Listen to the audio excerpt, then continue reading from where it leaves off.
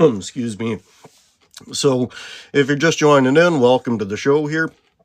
I am Mr. Radical. We are radicalized here on every Saturday evening on the Beaver Network. Beaver Network is here 7 days a week. We have multiple shows a day, 7 days a week. So anything, we are starting tomorrow, our 24-hour live broadcast, heading up to the election here.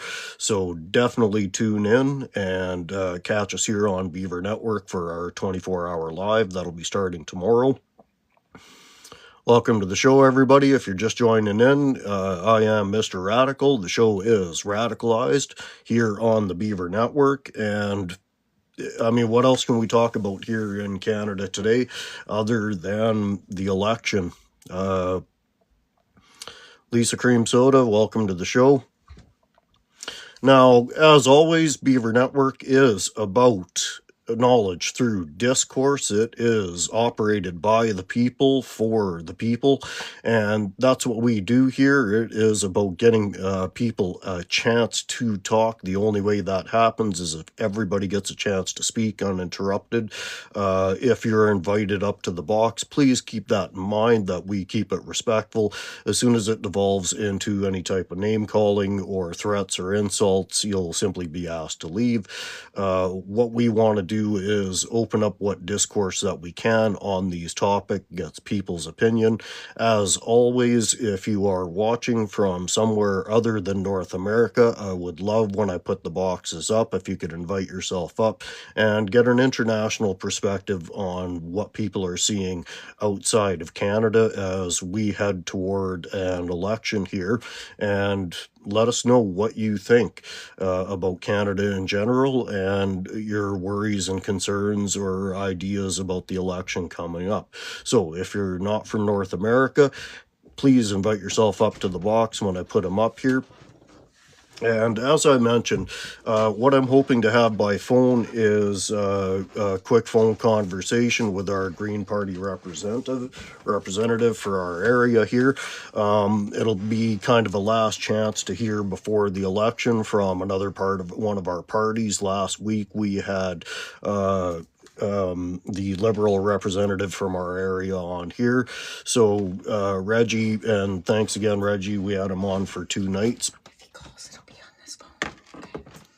Thank you, Mrs. Radical. You're welcome. I'll use my other phone. Hello, Jane. Welcome to the show. If you're just joining in, we are, the show is Radicalized, of course, here every Saturday on the Beaver Network. We'll put the boxes up in a couple of minutes, but as I mentioned, I think there's only one thing that we can talk about, that, and that's the election here. And one of my biggest concerns and one of the issues that I've constantly had with voting here in Canada is the voter apathy that happens here. The voter apathy is problematic. The Ontario election, I honestly, I thought there's not a chance that Doug Ford could get in. People have had enough, and there it was once again. So, you know, the apathy thing is something that I think we need to discuss here, figure out why it's happening on a more consistent basis. Now, obviously, we'll see what the numbers look like. From what I've seen, there's been good turnout for this election. I certainly hope that's the case.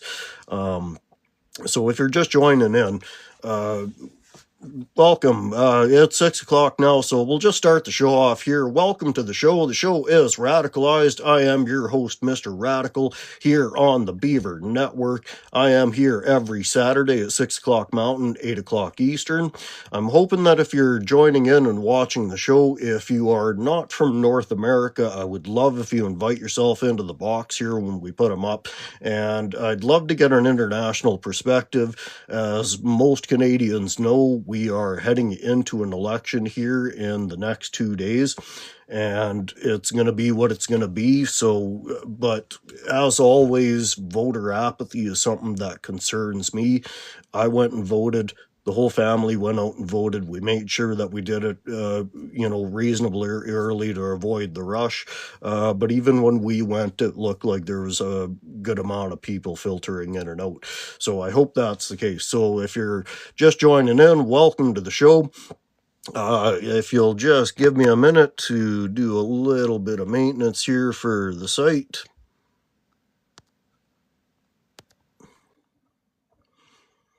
Alrighty. So as I mentioned, I think tonight's show can only be about the election, and what I'm hoping is I'm expecting a call from the representative from the Green Party here in our area, and it'll be kind of a last chance to hear from one of the parties before we head into the election. Monday, I believe, is the last day that we're up and running. So if you're just joining in, I'm hoping that you'll invite yourself up into the box here. And as I mentioned, if you are joining in from somewhere other than North America, I really hope that you'll invite yourself up and get an international perspective, because one of the things that I want my show to be about is the idea that we are a species, that it is us against the universe, that it should never be us against us. And yet right now, far too much of it is. And I've said often that humanity lacks purpose, and that's part of the problems that we are encountering today as a species, is that we lack purpose. And as soon as human beings lack purpose and have a direction, we basically start wallowing in some of the worst of our qualities. And I've been promoting this idea of seeing humanity as a species, as a spacefaring species, as a globalized species. And I know that reference scares the pants off of a lot of people. But globalization should only be fearful depending on what type of globalization that we set up. So that's so much of it. But without getting too distracted, like I say, I think today we are all about promoting and talking about the election. If you're just joining us, invite yourself up into the box here. We'd love to hear from you. That's what the Beaver Network is about. It is by the peoples, for the peoples. We have shows multiple times a day, 7 days a week. You can also find us on Discord, and you can find us on YouTube as well. So, as I mentioned, I'm hoping to get a call from the Green Party representative. We'll see if that happens. We'll open up the discussion if it doesn't happen, but we'll continue on. But as I mentioned, I think there's only one thing to talk about. That's the election today. We have all gone and voted. I've brought up voter apathy here in Canada on more than one occasion. I think it's a real problem that we face here in Canada, and I don't know, first and foremost, what drives that apathy, and what has allowed it to continue kind of vote after vote after vote. Because at the end of the day, I think like 50% of the population is the best that we've ever actually represented it. And I don't think that's particularly acceptable. From either standpoint, it should be easy to vote, and everybody should vote. And I honestly believe that if you don't vote, you don't get to say anything about what's happening here in Canada. Kennedy, welcome to the show. Could I get your age and a rough location just for legal purposes, please? You betcha. I am 25. I'm from Alberta. And pardon me, I do have a cold right now, but that is why I'm on TikTok. So, Kennedy, we are talking about the vote, and I love that you're in the 20s crowd. I don't get a lot of people in their 20s that come into the show. So thanks for popping in, because I'd love to get younger people's perspective on what do you see with an election here, and if you don't mind me asking, which way are you voting? Pardon me. Sorry, I do have a cold right now. I am voting conservative, not only because, well, I'm from northern Alberta and we're big in oil and gas up here, but also because, I worked in agriculture for 4 or 5 years, making $80,000, like 70 to $80,000 a year. And I was not able to ever buy a house. I was taxed through the roof. I honestly, it was so bad that I don't see why people would vote for anybody except for Pierre Poilievre for this round of voting. And what policies do you're saying everything's going through the roof, but most of the things that you're detailing are provincial matters, and most of the provinces are being run by conservatives right now.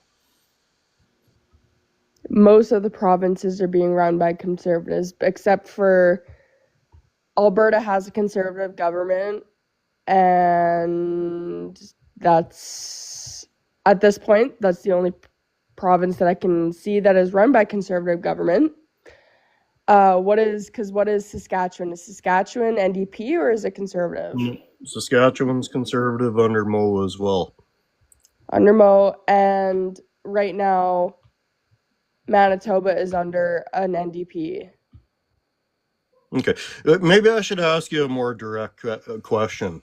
For sure. What is it about the conservative platform that you believe has aided your lifestyle, or what is it about the liberals that changed that all of a sudden the things that you thought were there aren't there?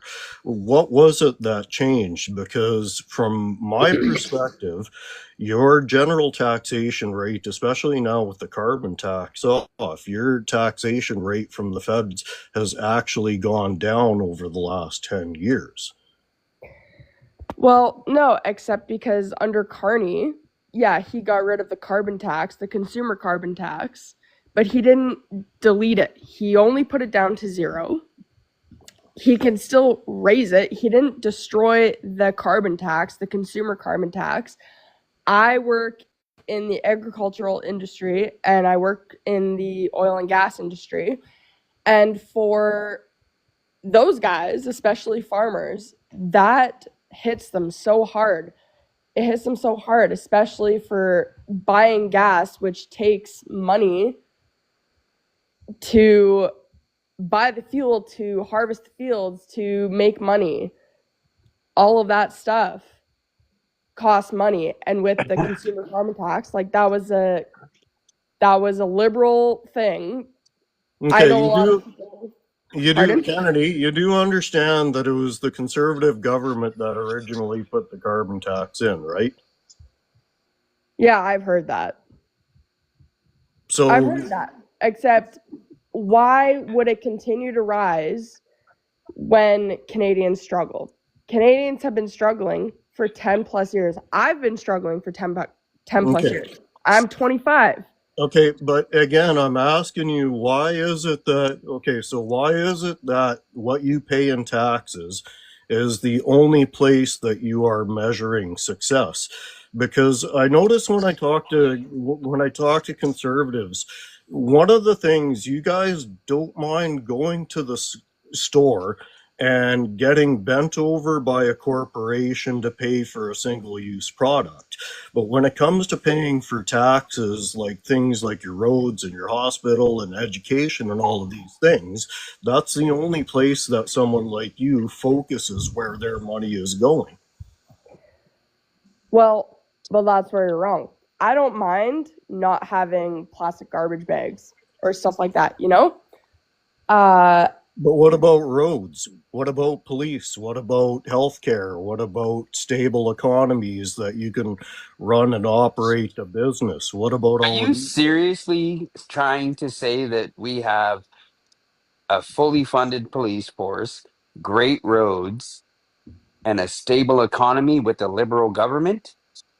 I So don't know what again, gummy you you're guys, eating, but okay, good Lord, I want three of them. okay, hang on. Thanks. We were actually having a conversation there. Well, I Okay. kind of agree with that guy. I mean, Okay. I am totally for federal health care. I'm totally for that. I'm totally okay with paying taxes to go towards our health care, towards going towards our roads, towards going towards other stuff like that. But you know Just what? one moment. Also, Okay. Can you give me just one moment, please? go Hello for there. it. Hello. Yeah, this is Rob. No, not a problem. Okay, unfortunately, I'm going to have to cut this conversation short a little bit here. Kennedy, I hope you stay with me because I've gotten that phone call. So I have Stephen here, the representative for the Green Party here in our section of the woods here. I won't be because it's a bunch of bullshit. But thanks. Okay, thanks for coming in. All right, Stephen, welcome to the show. Sorry you couldn't make it here on your own. Tell us a little bit about yourself. Hopefully that'll come through well enough here on the show. Sure. Just give me 1 sec. I'll kind of go into a more quiet area here.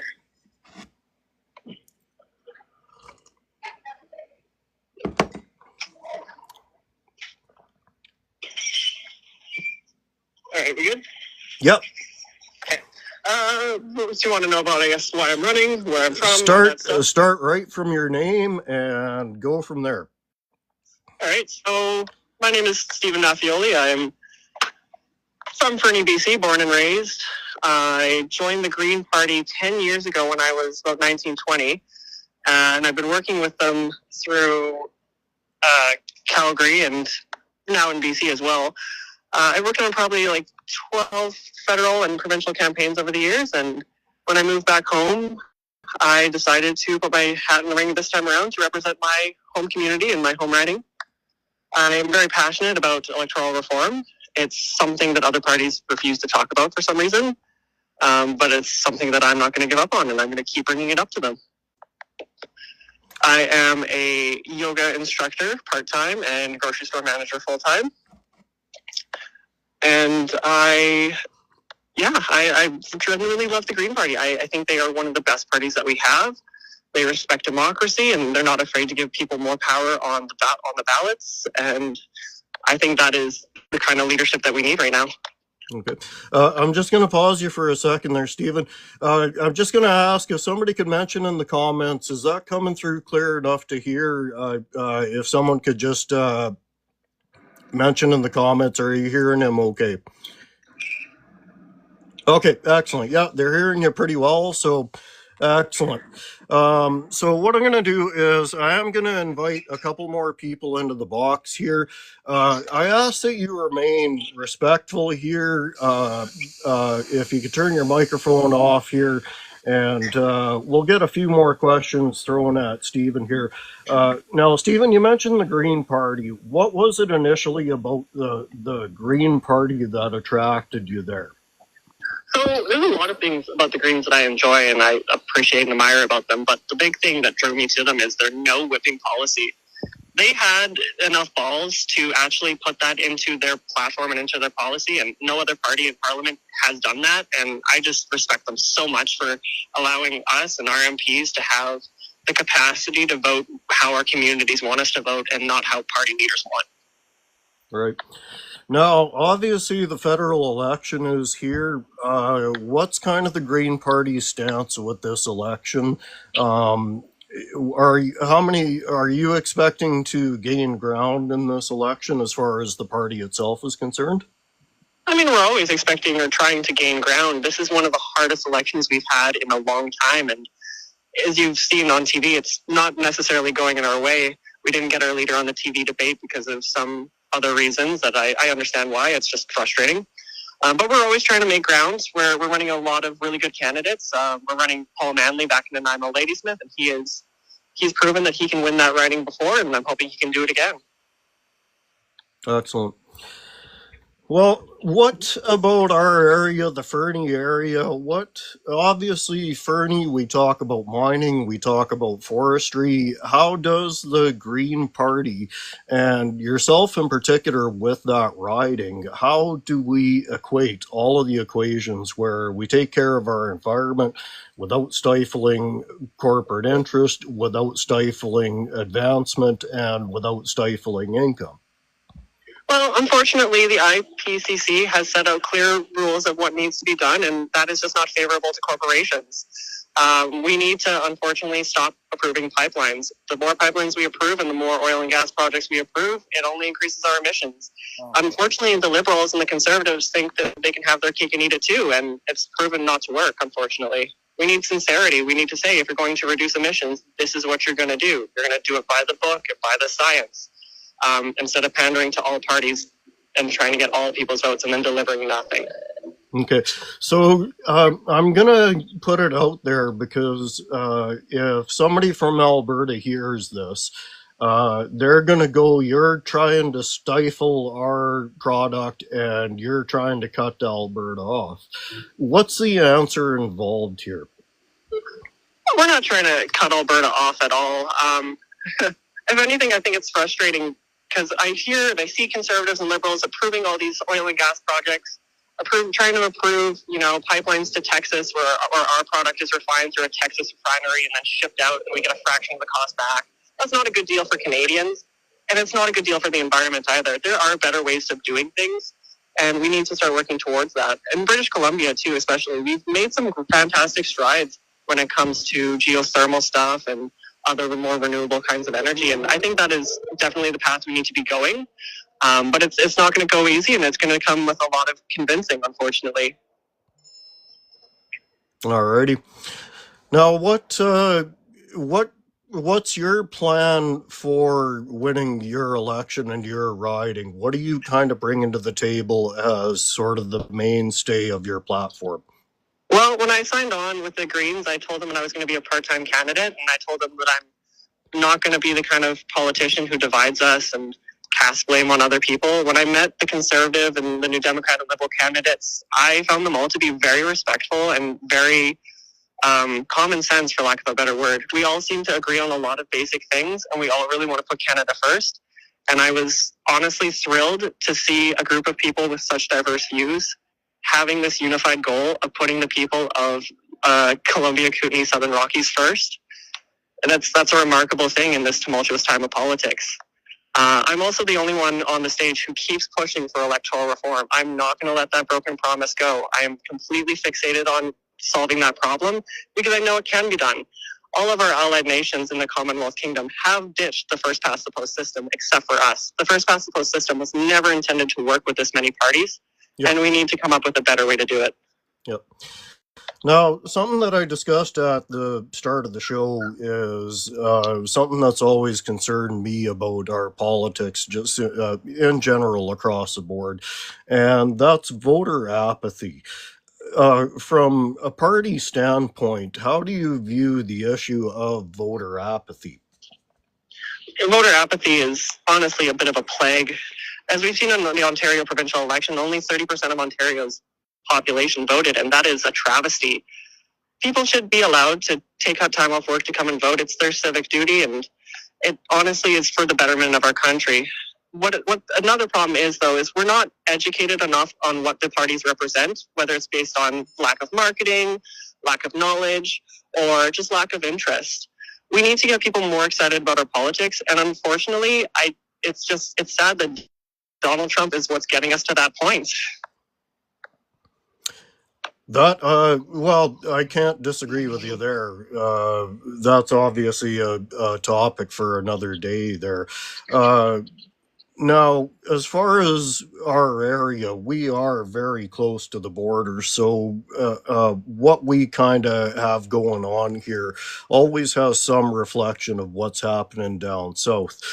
Politically, where do you guys kind of sit with those kind of waves coming up from basically right next door to us? I mean, some of us may take on, the traits or the likeness of what happens in America, but we shouldn't be. That's not what we should be emulating at all. They're tearing each other apart every year more and more through civil discourse. And that's not something we should be emulating, and that's not something that we should be bringing up here. Canadians have always had a better democracy than them, in my opinion. We have the capacity to send all these different groups of political parties to Ottawa to represent our interests, and that's something that the American political system is frankly unable and unwilling to do. Right. So what are now, obviously, I mentioned that our area is big on mining, our area is big on tourism, our area is big on forestry. What are some of the green initiatives that our area is also capable of? Yeah, so as we've seen last year in Sparwood and stuff like that, forest fires are creeping ever closer to our communities, and we are woefully unprepared.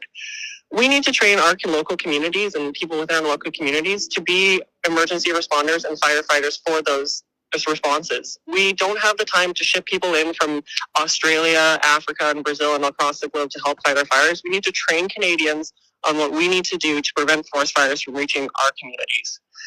In regards to coal mining, I am very much a child of a coal miner. My dad is a coal miner. My grandfather is. My mom was for a long time, and so are my cousins. It put a roof over my head and food on my table for years. I'm not against coal mining, but I think we all know that our practices can always be better, and that's what I strive for. I'm not going to achieve everything, and it's not likely that I'll be able to stop the expansion of fossil fuel projects, but I would like to see us be better stewards of our land and better shepherds of our people and animals. Well, I think that's something we could all agree with at the end of the day. So, DP, welcome to the show. Could I get your age and rough location for you for legal purposes, please? Yeah, you betcha. Nice to meet you. What's your name, by the way? Mr. Radical is what I swing by. Mr. Radical, right on. We'll go with Batman for me then. All right. So I'm 33 years old. I live in Castlegar, British Columbia, and yeah, I'm a hardworking man. I got a beautiful wife, 2 little boys, and one on the way. And my big thing, I was just hearing Stephen talk and everything. I was like, do you actually live in Fernie, Mr. Radical? I'm in that area, yes. Okay, cool, right on. Because I was just in Fernie here. It was a couple summers ago, and I was actually part of that Trans-Canada pipeline we built there through Fernie. What was it? Not last summer, but the summer prior, right? So. Oh, right on. So you're actually part of that project. Yes, I was. Yeah, absolutely. Yeah. It was a good project. Went really good, and definitely put some good work into it. And I'd say that right away looks better than what it was before, right? So it was good. Right on. Do you have any questions for Stephen as far as where the Green Party stands or himself here for our area? Well, yeah, no, for sure. I just, being someone, I actually have been in the oil and gas industry for 14 years, right out of high school. That's why I started off. That's what I'm in, is pipeline construction, right? And that is how I put food on the table for my family, right? Right. And I heard Stephen kind of talk about pipelines super negatively, right? But in Canada, oil and gas is our golden goose, right? We get rid of oil and gas. The trickle down effect of that in Canada is catastrophic, and there's no other industry, right? You need to extract your resources to build wealth for your country. So, how do you think here in Canada we could be a prosperous nation without extracting our resources? Well, we don't need to extract everything. It's a finite resource. Eventually it will tap out, and then we should be prepared for that day. It won't be in my lifetime, and it won't be in your kid's lifetime or any of us. But there is that time, and it will come. Obviously, as a Green, we're not going to get a majority government, but I'm going to keep pushing for, scientific standards that the IPCC recommends. I'm going to be unsuccessful, but I'm going to be very tedious about it, and I'm going to be very dedicated to pushing people to have better plans for that. We also support a bunch of other projects too, like more geothermal, more solar and wind, and an energy corridor that connects all of Canada, which I know is a bit of a big idea for some people to think of, but it can stabilize our energy sector that way. And we're also going to use crown corporations to buy up reserves of our natural resources so we can stabilize the economy for those trade disputes in the future. Cool. Right on. Thank you very much. It's good to hear. You're welcome. I'm not against, like I said, I come from a family of coal miners. It's a little bit weird for me to run as a Green, but I do. I really want to make sure that everybody in Canada gets the best opportunities that we can. I want our kids to have free education so they want to be doctors. I want us to have clean air and clean water because we deserve it. Oh yeah, absolutely right. And we have one of the largest, most beautiful forests in Canada, right? That provides that for us, right? So absolutely, and we should be doing everything we can to protect it and be good shepherds. You betcha. I agree. Antisocial, welcome to the show. Could I get an age and a rough location for you, please, for legal purposes? What's going on, mister? I've been up on your lives before. Not a stranger here. I'm in Ontario, and I'm gonna cross the hill this year. I'm gonna be 40 in the fall, so Big my body is not on team antisocial anymore. That's for sure. I remember 40 fondly. Find those parts of me that hurt that I didn't even know that I had. Yeah. You're just going to find more and more of them. That's the great part about it. So, welcome to the show. We've got Stephen from the Green Party. Have you got any questions that you want to swing by, or what do you have to say? So the Green Party, much respect to the Green Party and the platforms that the Green Party runs on. The sustainability of our natural resources here in Canada is certainly paramount. Our non-renewable natural resources, which is a provincial doctrine, but notwithstanding, has precedent in Canada when it comes to industry, and the Green Party stands on those platforms. So a lot of respect. Now, understandably, the Green Party has got a focus on those, the optic of those resources and how they can benefit Canada. But there's a lot of social construct that is disconnected from the Green Party of how sort of the monetary side.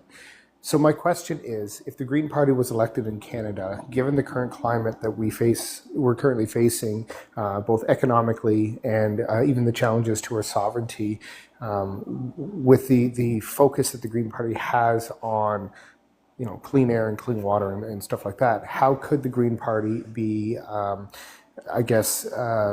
politically strong in support of our country's sovereignty, economic policy, and social welfare? Yeah, so my party, and I talked to Rob Morrison about this in the Fernie Forum and in the Cranbrook Forum as well.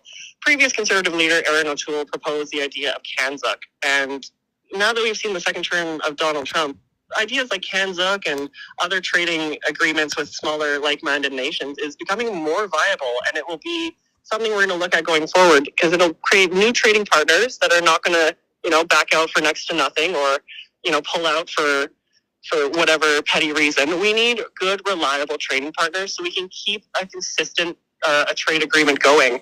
And that's just not what our friends, the Americans, are giving us. So we're going to look at building new trade agreements with other nations who have a similar mindset to our own. Great. Thank you so much for the answer. With that answer comes in sort of the political side of the answer, looking at an action item. So the prospect of action and actual action are two different parallels. The political answer is this is what we are going to try and do versus this is what we are going to do. Given the current, and again, I'll re-ask the question, given the current economic climate that we are facing, what specific measures would the Green Party do that would feel like real actionable items by Canadians from the Green Party if elected into government? Well, I mean, like I said, I may have phrased that a little bit ambiguously. That is something we will do. We will talk to other nations. We will form new agreements. That is something that most Canadians want going forward. We're also going to do other things too, like using crown corporations to buy up reserves of our natural resources so we have a stable supply when those trade disputes hit. I'm not a trading expert. Most of my time with the Green Party has been about reform, and that's most of my time with the Green Party has been about electoral reform, and that's what I've been talking to Canadians about for 10 years. It's something that Okay. So, electoral reform, great point. The first party, I am of the opinion that the first past the post system has the time for that has come and gone, and our country has become so politically diverse. Not saying that in an adversarial way or in a way that could divide Canadians, but we have certain sectors of our country, rightfully so, that have got their own interest in mind. The principle of federalism aligns with what Albertans think, what Ontarians think, what Quebec thinks. We have essentially 13 independent economies in our country that are wrapped under the cloak of the country of Canada, right? So the principle of federalism being at the forefront. The Green Party has the voice of some Canadians in all of those provinces, but if we look at the Atlantic Wall, which is typically liberal voting, the civil justice system that encompasses Quebec, and then Ontario, which is the largest population and holds 122 seats, and then we have Western Canada, which doesn't necessarily have the strongest voice in federal elections. I am for electoral reform. Again, the first past the post system had its time. It's time to move on and start to look at different methods of voicing Canadians' opinions and values and what their words are in Western Canada. The weighted ballot makes sense. How would you put that into play? Yeah, so it's what it comes down to is I think most Canadians want to get rid of first past the post. It doesn't serve us, like you said, and I'm glad that you agree on that. And then I'm glad that more Canadians over time are coming to that realization. Now, the real disagreement and the real dispute is what path do we take? Is it going to be proportional representation? Is it going to be a ranked ballot with a single transferable vote? That's where the true debate lies. I'm of the group who would say it should be a single ranked ballot with a transferable vote, but there is a lot of people who believe in proportional representation. That's where the debate lies, unfortunately, and we need to cast our vote on that. I mean, whether it's provincially, federally, or whatever, we need to come to an agreement that this is what we're going to do going forward. This is what we're going to replace this faulty system with. So our proportional representation right now is with electoral districts, electoral ridings that are encompassed by approximately 200,000 citizens per MP. Am I correct in saying that? Well, yeah. I mean, right now it's first past the post, and yeah, so it is a bit like that. Some people, when they talk about proportional representation, they think that it would be based on the two leading candidates, and then we would send two MPs to Ottawa to represent one community. I think that is a costly waste that is just unnecessary. But yeah, with the optic of with the optic of proportional representation, the proportion of Canadians within that riding who may vote a particular way. If a riding is comprised of approximately 200,000 citizens, that's why some ridings are much bigger than others, then if the majority of those individuals vote for one party or the other, let's say blue versus red, a blue person goes and represents them because that is the choice of those 200,000 constituents. So proportional representation is the way that our system works right now. And then, but a weighted ballot could be, you know what, I like this person first, this person second, this person third, and then it's averaged across the country. This first past the post system would be defunct for all intents and purposes, and we would have that, I guess, proportional representation, whereas the election isn't necessarily called at 9:01 on April 28th, because Atlantic Canada, Quebec, and Ontario voted, and then whatever happens after that is what it is. I think it would bring some inclusivity to Western Canada, where the weighted ballot would make more sense. If there's heavy conservative leaning in the West, Great, that's awesome. They're Canadians and they do have their say. And Western Canada has been plagued by this first past the post system for years, looking at the election going, well, it doesn't matter what we say because it's going to stop at Ontario. And whatever Eastern Canada decides is what's going to happen. I don't think that's fair. No, I totally agree with you. I was a provincial politician in Alberta as well. I know just how much we are left alone and marginalized out here. We don't feel like we have any control over our provinces and our resources because of that system. It's faulty. I completely agree with you. So if I could just jump in here for a minute, if you are just joining in, welcome to the show. I am Mr. Radical. The show is Radicalized here every Saturday on the Beaver Network.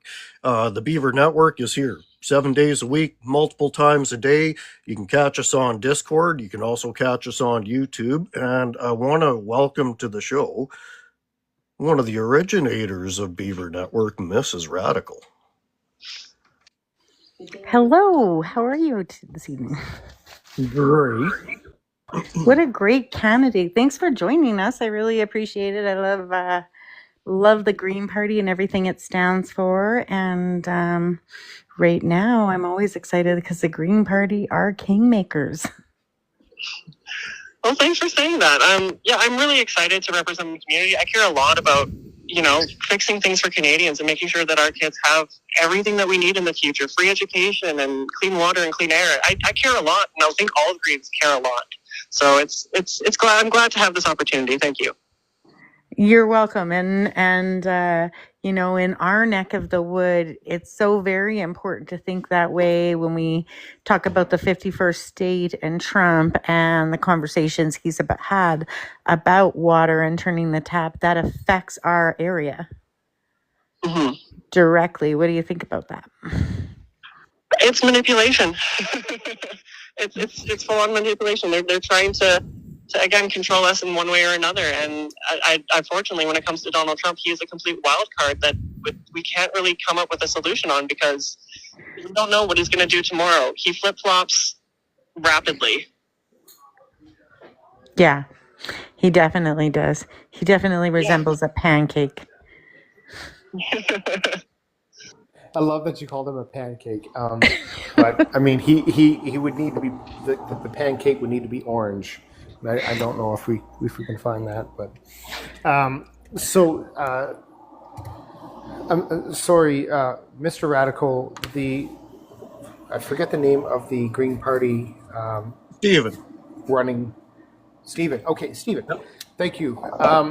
So, Stephen, on that note, on the 51st state topic that Mrs. Radical had brought up, I guess my question to you is, I mean, I'm sure that given the fact that you're running for a federal political party, you stand behind, and given your statements, you stand behind Canada's sovereignty. With that said, what would the Green Party do to continue to assert Canadian sovereignty? And it's troubling that I have to ask this because our sovereignty has not been in question until 5 months ago, whenever on December 3rd, Mr. Trump put out that, I don't know, tweet, truth, whatever you want to call it, that says Canada should be the 51st state. This riled up not only Canadians, not only Americans, but the entire world. What would the Green Party do to push back on that stance that is coming from our American counterparts to the south? Yeah, so no matter who you vote for in this election, in our riding, everybody on that ballot agrees. We all want to put Canada first, and we're going to do anything possible to put Canada first. What we need to do, though, what the Green Party proposes to do, is we're going to strengthen our cybersecurity. We are woefully underprepared for cyber attacks, as we've seen over the years. We definitely have the workforce, and we definitely have the tools to create better cybersecurity. And so that's one thing that we are going to do right off the bat. Another thing we need to do is we need to militarize our Arctic. We are sitting ducks out there while Russia and other nations start eyeballing and trying to stake claim to territories that are not theirs. So we need to strengthen our Arctic defenses. We need to increase cybersecurity, and we need to train a defense corps across Canada. This is another community-based idea where we train locals in our communities to be armed and ready for anything. So, on a nonpartisan perspective, I agree with all of your statements. We need to do this, we need to do that, but somebody has to pay for it.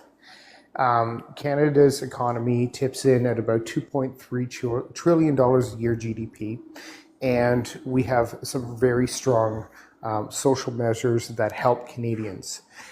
We also have significant amounts going out to foreign aid. With that said, would the Green Party be in support of or against cuts to some of those measures that do support Canadians and our friends abroad in order to strengthen Canadian sovereignty and Canadian defense? So our party position is always to advocate for peaceful, nonviolent resolutions. We cannot keep sending money to Ukraine and Israel and all these other places. We cannot afford to keep sending our tools of our weapons and stuff like that abroad.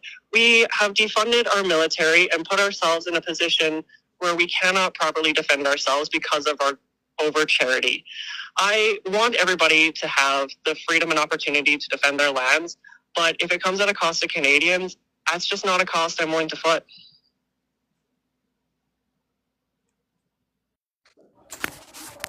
Thank you. Canada has gone through the pandemic no different than any other country in the world, and our response to it has been measured on both a human capital and a financial level, and those levels have been tested when it comes to the housing crisis.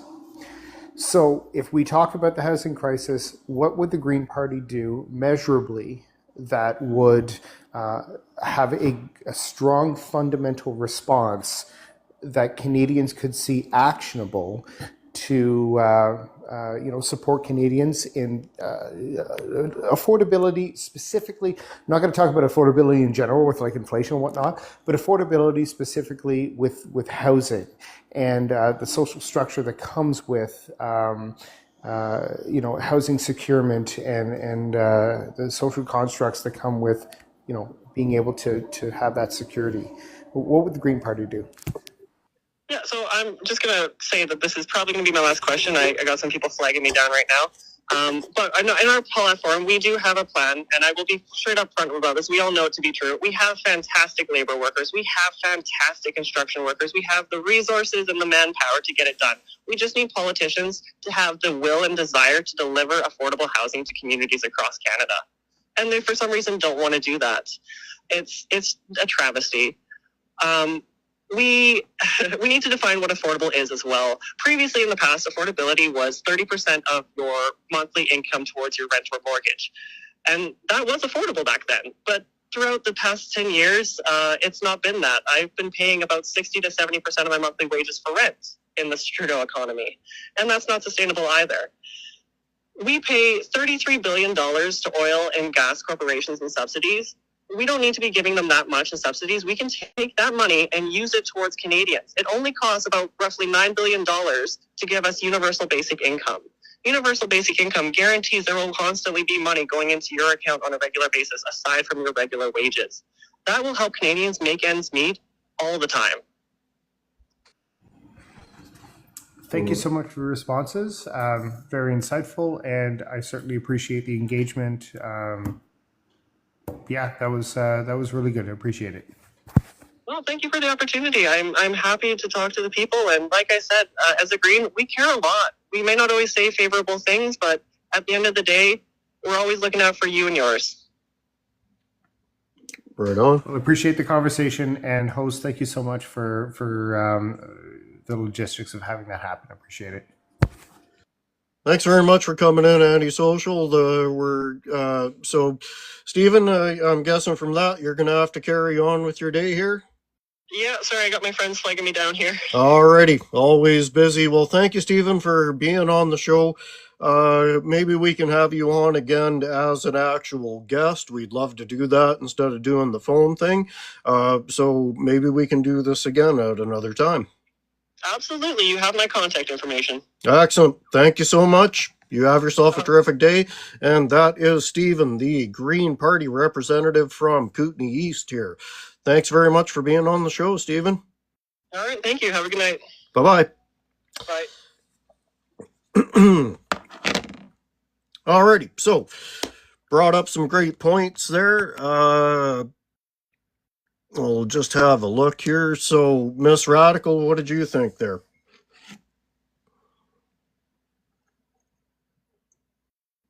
I liked a lot of what he had to say. I did struggle a little bit with the part about not helping the Ukraine. I recognize, like, I agree with a lot of what he had to say in that piece too, right? Because we need to build ourselves up or we are not going anywhere fast, right? So, but I don't believe our military is that bad off, but we do need to focus on us. But I do believe that we need this balance, right? So I think we can help the Ukraine and I think we can do what we have to do here. Maybe we have to be a little bit more mindful of investments in particular places. Like I myself didn't agree with the penny going to Israel. I had a huge problem with that. Why are we responsible for their war? That was a big, big issue of mine when they picked it, or Jello slide, depending on how you look at it. It kind of, I think it was a bad choice. I don't think we should do that again. So balance is what I'm thinking. But like he said, they don't always say the popular thing. Nope. They say what they think is right for us. So that was fair. Yep. Grind, welcome to the show. Can I get your age and a rough location for you for legal purposes, please? Of course. I'm 18 and I live in Montreal. Montreal, welcome to the show. You've been listening in. What do you have to add? Well, for context, I'm a Canadian conservative, not Maple MAGA, but conservative. So I did disagree with certain points brought up by the Green leader, not leader, but the Green member. Okay. Which one was the one that really stuck out to you? For example, Ukraine, for example. I believe we should we should we should we should stop sending money to China and Gaza before and send to Ukraine instead.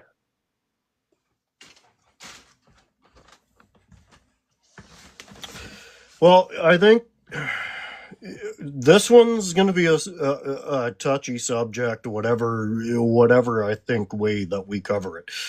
The reality is far too many people think that we are loading, duffel bags of cash and sending all of this cash over there, and that just isn't the case. However, I've always asked people when has backing down from a bully ever worked? It doesn't. What we've learned through history, what we know about human beings in general, if you allow a bully free reign, they're going to run with it. Is that how you see it, Grind? Yeah, I see the point, but I feel like we should start with focusing on our country before others still. Okay. So when you say focusing on our country, give me something a little bit more narrow. That's pretty broad. What does focusing on our country look like? Okay, like instead of sending foreign aid, I'd rather we create tax cuts for our working class so that we don't need to cut any services to make those tax cuts. An example right there. Okay. So we're simply talking essentially about taxing the rich, right? Well, it would depend. What do you define as rich? Because for example, in Poilievre's platform, his his tax cut would be for the first bracket, so that would actually help more the middle class and the rich. It would help everyone, because of how our taxes work, but it would help more the middle class. So it wouldn't really help the rich that much. Yeah, but if you understand anything about what the conservative platform looks like on an overall basis, the entire conservative platform is geared toward making the rich richer. All of these little tidbits, I really suggest that you look a little bit more in depth as to what they're actually promising, because I get that 15% looks really nice off of the top, but when you actually break down the numbers, it basically amounts to diddly squat. So, and one of the things that I keep pointing out, and people have a hard time accepting it, especially since the carbon tax has been taken off, you are effectively paying less tax now than you did when the Liberals started in office here. So this continued pitch about we're being overtaxed by the Liberals, I really struggle with that. And when I talk to a conservative, I always want to ask, at what point do you, when you're looking at everybody's overall finances, do you equate, okay, I pay 50% in my taxes and I pay roughly 50%, that's my living, that's my groceries and my vacation money and all of this other stuff. But when we talk to conservatives, the only place that they're ever concerned about where their money is going is when we talk about the government. However, we've also in the last 10 years watched these corporations, big gas, big oil, big banks, the Walmarts, the superstores, they have been making nothing but bank, but nobody is outside a superstore protesting their exorbitant profits. Yeah, well, my response to that would be that no matter what, these big corporations, they're still going to make bank and taxing them an extreme rate. First of all, I don't feel really any empathy for the big corporation. That's not my reasoning why we shouldn't tax them that much. My reasoning is that if we tax them a huge amount, these large corporations won't come here. They'll come to other places, their or they'll move their company out of Canada, so we'll Where are they actually get moving less their money. country? Where are they moving? Where They are could they move moving? the States. They could move it to in the Switzerland where it's a low tax rate. They could move it to Dubai, or they could do like some guy named Mark Carney did, and move his and move it to the Cayman Islands or Bermuda. Oh, you're cute. It's always like the thing that always gets me is these people that are yelling, too much taxes, but they take 3 vacations a year. You know, they drive big fat trucks. They're making a ton of money and they're mad at Mark Carney.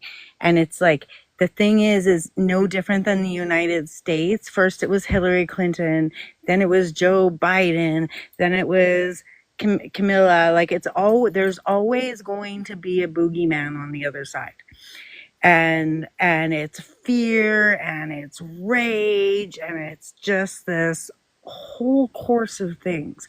But when we walk outside, we don't see that in our neighborhoods, in our streets. Like, I don't see Canada broken.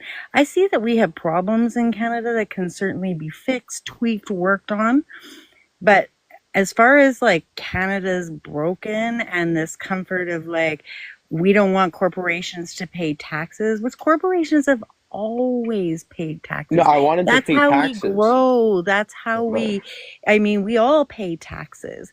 And the onus that you wanted to be more on the worker than on corporations and the rich, I'm kind of shocked. yes, but of course, I'm not suggesting to cut all taxes for corporations. All I'm Well, saying is even that lowering them, even a young man of your age, even suggesting that they should be lowered or that somebody in a higher tax bracket should have a break, when really, if anybody needs a break, it's young people your age. Not absolutely. the Stephen Harpers, not the rich wealthy men, not the Walmart Corporation, not Galen Weston, and not Pierre Polyev. Young men like you and young women in Canada that are going to be Yeah, doing the work. absolutely. That's why his cutting of 15% for for the first bracket, and also his GST tax cut on new homes under $1.3 million will greatly help young people like me. It's not going to help anybody. If a It's not person going to can't help afford a anybody. house, they're not going to get a break at $1.3 million. Like that will only help the Stephen Harpers of the world. That No, is because not going to help it's me. not That only is not going 1.3 to million. help you.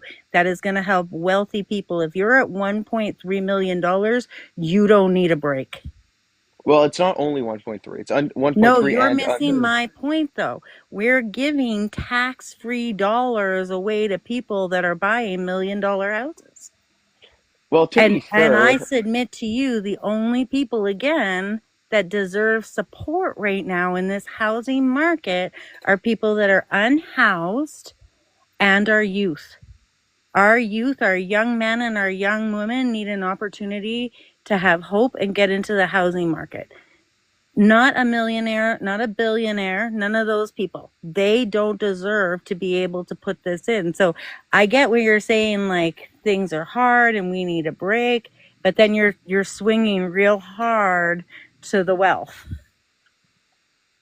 yeah, that's why. And $1.3 million houses and under aren't for multi-millionaires or billionaires, not even close. $1.3 million is a big chunk of change. For the average person, that It's is a a, huge chunk of yeah, change. I just absolutely. bought a house this year and I paid over 5 and my mortgage is pretty big. And I'm Over not going 5. to the government simping for breaks. I 500,000. would That's rather not a give it million. to somebody else, like an 18-year-old or a 20-something-year-old where they could do it. But not a million and 1.3 million. Like that's like welfare for the rich. Brian, I wanna throw a scenario by you. So the best that the economies in North America have ever done was between about 1945, at the end of the Second World War, and about 1970. At that time, we were taxing corporations upwards of 50%. We were at our most prosperous. We had middle class jobs. Somebody could work a single jobs. Ever since we have started to distance that bit, the middle class has essentially disappeared. So, how do you reconcile that the best we've ever done is when we were taxing corporations and they still stayed? Well, back in those years, was it really the best we've ever done? I mean, there was I feel like there was much greater issues back in those days than there are right now. Crime was rampant. Poverty was So, much worse. socially, yes.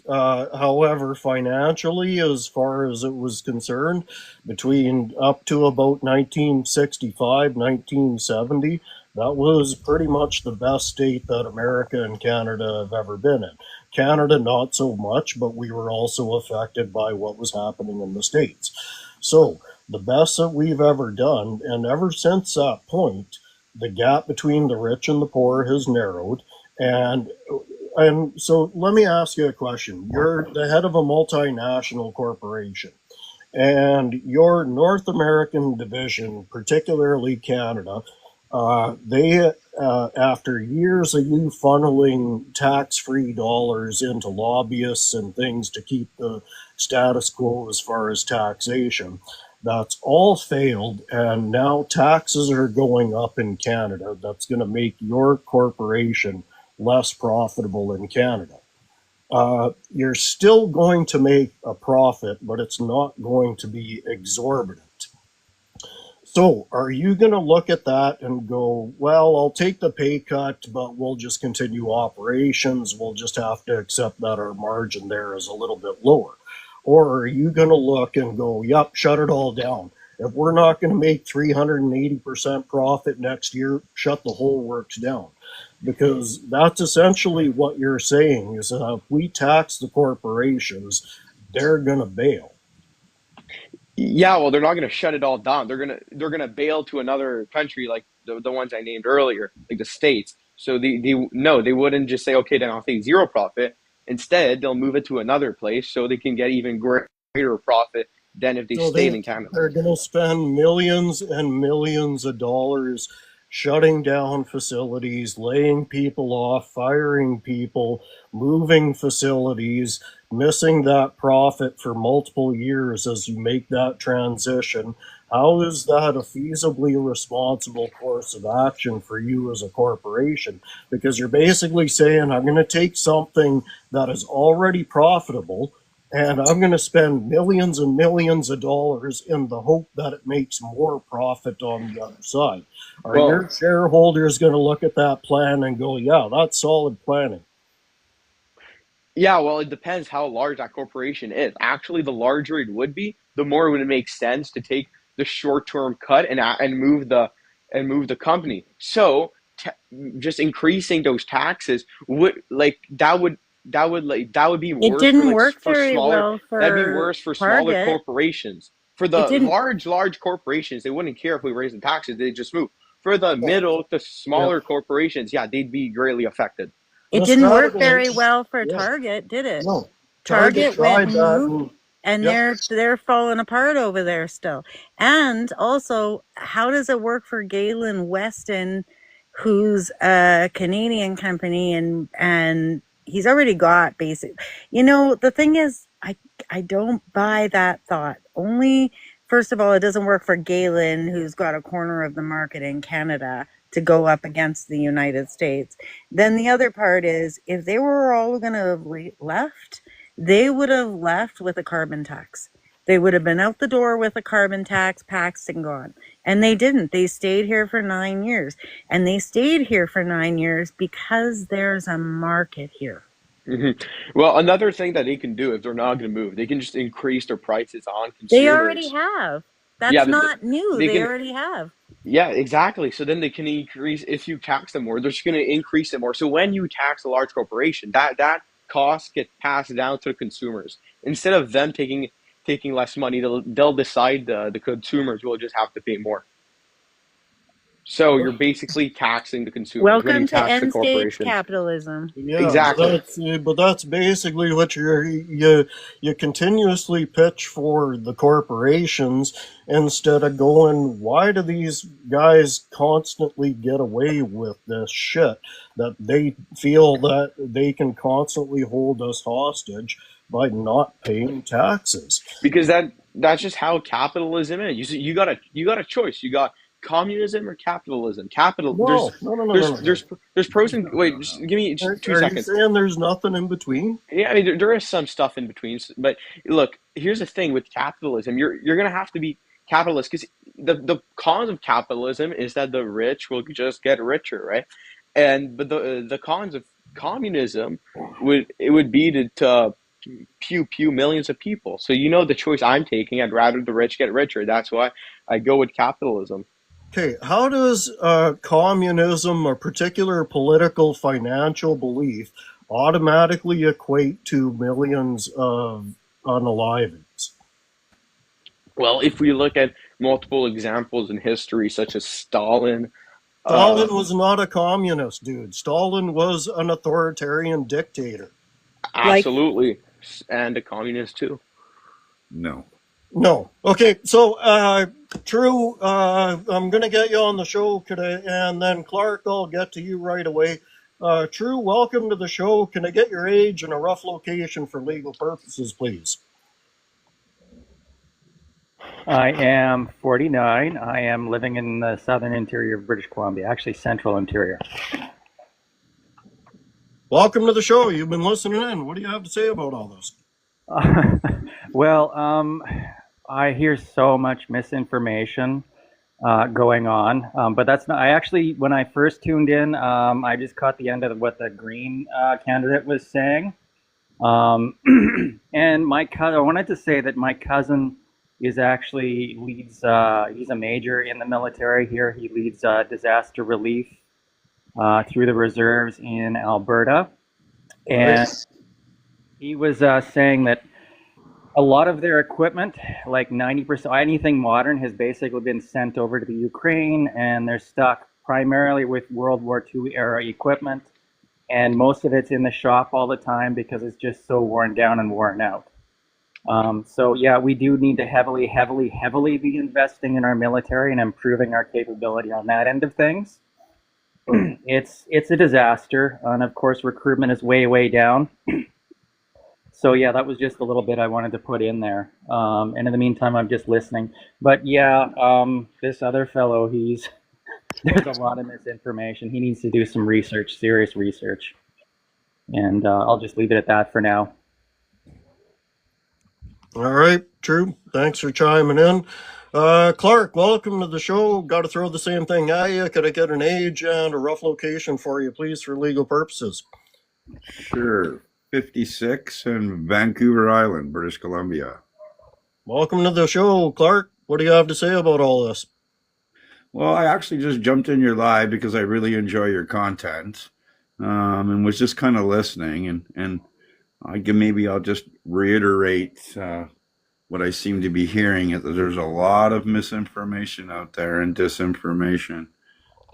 It's scary because Google is free, and you can just fact check some of these things.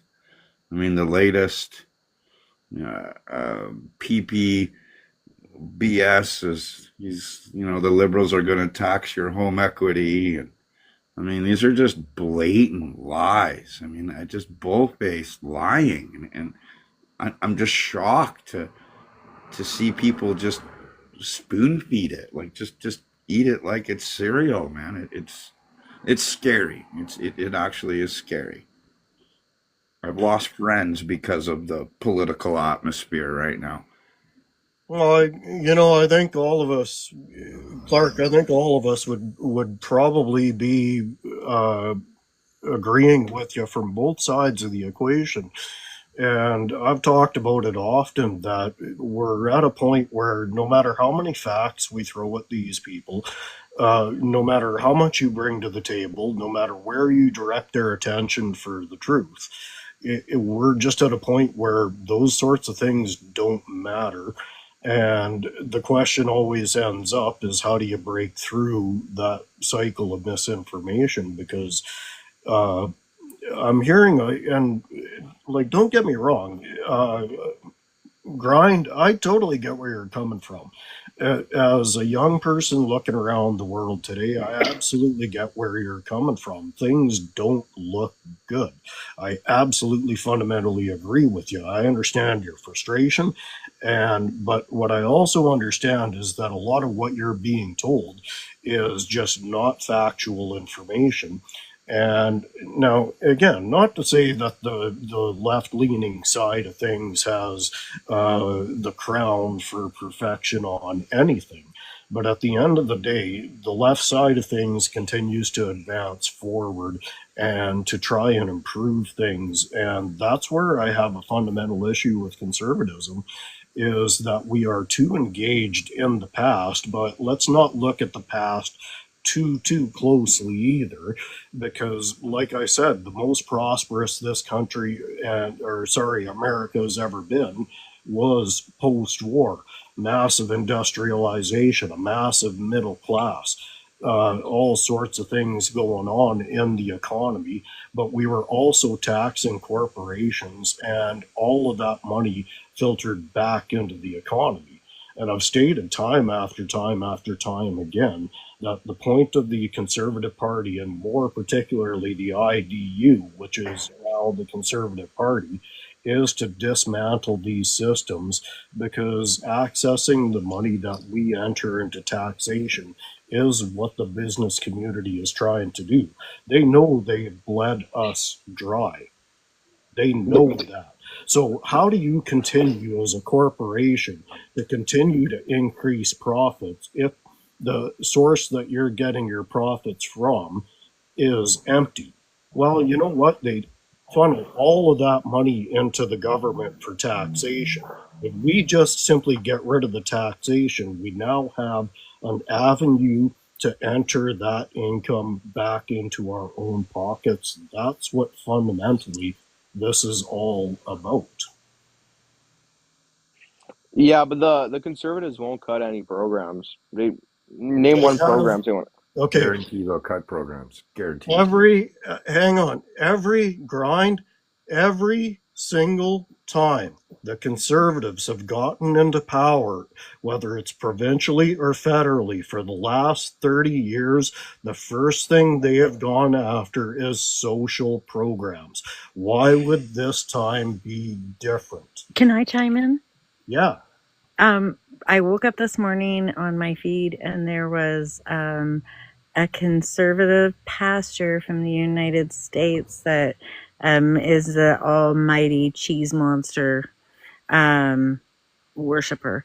And one of the things he said right off the bat is he said, I'm so pleased that JD Vance lied about how he feels and that he wasn't going to cut this and they weren't going to cut that and they weren't going to do this and they weren't going to do anything about, you know, women's rights or women's health issues or anything, because we wouldn't get in power if we wouldn't have lied to them. We had to lie to them to get the work done that we wanted to get done. And I think that's it in a nutshell for me. Like, those are probably the most honest words I've heard in 10 years on that side. They're gonna lie to all of us because there's a baseline plan and it's not good for any one of us. Yeah, Harper actually created multiple programs. He created the Clean Air Act, which actually helps out the environment. He created social programs for the What did Harper do? precisely called the Veterans Bill of Rights program. But then he ripped apart Veterans Affairs. His government ripped apart Veterans Affairs. They sold off affordable housing. They didn't balance the budget, or in order to balance one of their budgets, they actually cut off a good deal of the population off the social supports that they rely on to live on every day, like vulnerable people, like special needs people, seniors, widows, all of those people. And it wasn't just like an easy thing to get back on. For some of those people, they lost their housing, they lost everything. And he saw this as a political win to do to people. So when you're saying Harper's a good guy and he's not going to, didn't cut social pro. Oh my gosh, what are we talking about here? Well, how old were you when Harper was in? Well, I was too young to Yeah. to follow Because it. I was there, But and I want to tell it you doesn't that stop me I from doing paid research. childcare with Harper. Please don't overspeak me. That I paid childcare, and I had 2 kids and lived in Alberta. And I would like to tell you that my childcare was $1,500 a month. That's what I had to pay to try to go to work. $1,500 a month. So your average person right now can barely afford rent at $1,500. And under a Harper government, that's what he chose. And then he pushed housing up so people couldn't afford housing. And he made that gap really big. And then when people said to him, why are you doing this? He said, well, quite frankly, I don't think any of those people will be able to afford housing. And he walked away. So Harper is not a good guy. He's not a safe guy. And he's a really poor individual to espouse right now. And I have to be honest, as a person of science, Harper did a lot of damage, both in environmentally and allowing things to happen, but also taking away information that was actually done by researchers and scientists. And when they told him what was happening to the north, he took their data and then he said, okay, now we're done and you're not going to talk about this. So right then and there, that says an awful lot to me. What are you hiding? Because you knew that stuff was happening in the north and you didn't do anything about it to stop it.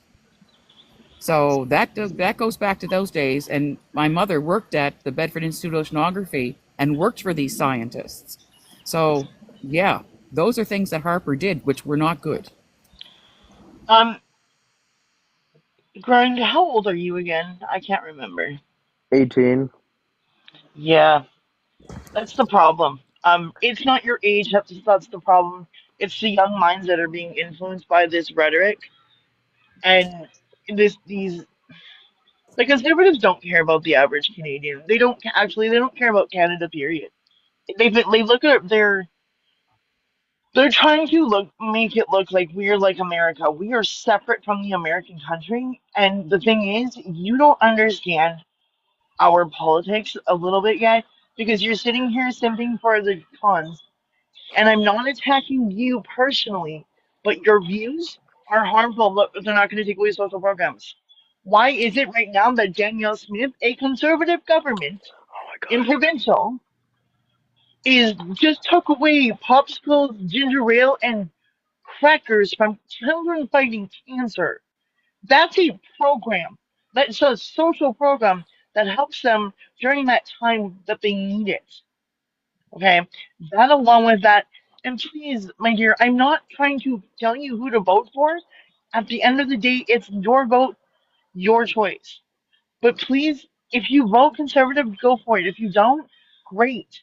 But at the end of the day, if shit starts going south for you after you voted conservatives, please don't come back to us and complain. Because I'm really tired of people complaining when they vote for their interest and not anyone else's. I vote with everyone involved. I vote with everyone in mind. Because I have humanity, morals, and integrity. All right. Daniel Smith is not part of the Poilievre administration, and her government is She's the not. UCP government, my dude. It doesn't She's matter. conservative. It It does does. matter. Sure, it's not the It same. It's not does. the same government. Yes, it It's not. is. No, Yes, it it's is. not. I It's hate not. to It's a tell you Yes, that it different. it, is. but it It's a is, different sir. party. It's. UCP is They the have. They same. might have the same The, name, but it's a different party. no, no, I it's hate to tell not. you, but you are incorrect. And the only one that would actually be considered an old school conservative would actually be Tim Houston, who has stated, although I don't necessarily trust his words, but he is the Premier of Nova Scotia. He does not support, and if you noticed, when Poilievre was in Nova Scotia yesterday or any other time, Houston has not shown up for him. They don't see eye to eye on things because, well, for most of the part, Houston says he is old school conservatives, more along the lines of Mulrooney, not anywhere Yeah, near Harper. Moroni. a beautiful. Oh, I can't say Just call me a Colleen, beautiful. sweetheart. Oh, sorry, I'm a little nervous. I just got up from It's another day. okay. So, It's okay. Colleen, you and I have been on panels together time and time again. Yep. And has anything I've said been to push a narrative of anyone? Absolutely not. If Everything anything, I'm. if anything, I am the person who would push, because I am the one who would be the first person to stand up for anybody with the LGBTQIA plus. I am the first person who would stand up to say anything in favor for the Indigenous people, and I would Mhm. certainly be pro-choice on any of those things. So no, I've never heard you actually push any of the narrative on them. Me, I would, I have, I um, love that about but you. And you that's the don't. thing. So. The thing I speak from experience. I'm a single mom. I'm a mother. And I was struggling to survive under Harper. I'm barely catching my feet right now, but I'm okay. With the conservative government, they're going to take away all my rights, my dude. Exactly. Okay. Well, what? Let's calm down. That's misinformation. We're Whoa. talking about Let's talk misinformation. about, like, That's don't Whoa. ever say misinformation. calm down to For a woman because that's okay. only going to stoke the fire. Okay. Okay. So it's a Okay. respect factor I first take. and Okay. foremost. I take back that word. Okay. But uh, what rights are we talking about? Let's establish Okay. those. So let's talk about the fact Okay, that so we'll take I'm Arnold Garrison, who is indigenous. actually one of the cabinet members for Polyev, who pushed the Yeah, narrative of using that term preborn, which again is not a word, but no. so we would have the not to get rid of any choice that a woman has to go And not through to and have an abortion on her own terms. and not to mention, I'm part of the indigenous community they're trying to eradicate. Again, This is They're not. true. This is Yes, they not that's true. sir. are. Sir, They do you know they are. still have birth announcements? Do you understand what a birth Yes. announcement is? My Do you know child what a almost birth announcement is? my child is the same age as you. My child Exactly. was Excuse born. me. Grind, do you know what a Yes. birth announcement is? You do. What No. is it? You No. don't? But Okay. Oh, I can So tell as an you. indigenous person or even as a person of color, if you were showing up and you were having a baby, officials would come into the hospital room and ask you, "Do you think that Yeah. maybe you should look to have a tubal ligation, or maybe we should just do a hysterectomy? Are you sure you should be a mom? Are you sure you can handle this?" They'd never say that to a white woman. See, the thing is, Brian, I've had birth alert called on me okay. Well, because, this didn't stop under Trudeau or under the oh Liberal. my God, it doesn't matter. They're still illegal. Okay, so, Hey, um, hey, Schmarz. Can I just hop in for a second? I have a yeah, brother who was given up for adoption at birth. My mother didn't have a choice in the matter. Have you ever heard of the 60 scoop? What I'm is the asking. 60 scoop? Oh my God, you're speaking on shit you know nothing about and you act like you do. Yeah. The 60 scoop was indigenous children being taken from their families, given to white people to raise, to assimilate them out of their culture and their. Exactly. How many years ago is this? It This It's doesn't is matter. still it's terrible. happening. No, I agree with you that it's terrible. First of all, I want to establish that. But like, how many years ago is this? It still Where It happens. doesn't. It still happens. it That's still what birth happens. alerts are. The people, the last person I know that went through this was 1996. Why is that Okay. question relevant? Okay, well, Why is the 1996. question Yeah, relevant? but what does that have anything to do with Poiliev? Do you think Poiliev's going to reintroduce that? Yes. Yes. No, Yes, actually, I do. He doesn't want us to live in this country. Do you We're in wants his to understand go that he we're in back wants to his to? those we're in his days. platform. Has Can I he ask you said a that? question real quick? Okay, Can I did ask you you not a listen to question real me? quick? Can I ask you a question real quick, Grind? Go ahead. When did you become a citizen in this country? When did I become a citizen? At birth? Yeah, Nope. I wasn't considered a citizen in this country until I was 2. That's when Métis got citizenship. I am part of the Métis Nation. I I didn't wasn't get my considered. I wasn't yeah, considered a person until I was 9. yeah. So that is very detrimental to our citizenship in Canada. I am a person that lives in Canada, but I'm Indigenous before anybody. So the fact that you're sitting here spewing your shit, I'm trying to talk to you about this, and you act like you know everything. I don't believe I know everything. You're talking like the conservatives are like your life. That's the problem. These No, people but have brainwashed you to believe that what we're saying is not true, but it absolutely is. no, but what has Trudeau done or the Liberals done? What is Carney going to do to Carney improve is going this? to They're make not. sure that we still have our sovereignty, our rights, and that we are at the table with everybody. And you think That Poiliev won't? He won't. no, he absolutely won't. Okay, tell me I'm not. specifically in his platform when he wrote that, said that, or any bills Okay, Grind, he's passed on okay, that. Oh grind. okay. God. I'd like to speak, Grind.